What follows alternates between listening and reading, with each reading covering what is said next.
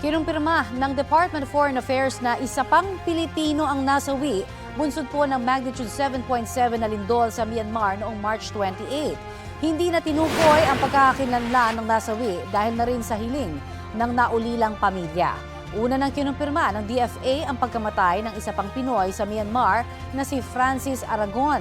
Sa panayam ng GMA Integrated News sa byuda ni Francis na si Kathleen, napanood niya via video call ang pag-cremate sa labi ng kanyang mister kahapon. Mas mapapabilis daw ang pagpapauwi sa labi ni Francis kung cremated. 2 Pinoy pa ang patuloy na hinahanap sa Myanmar.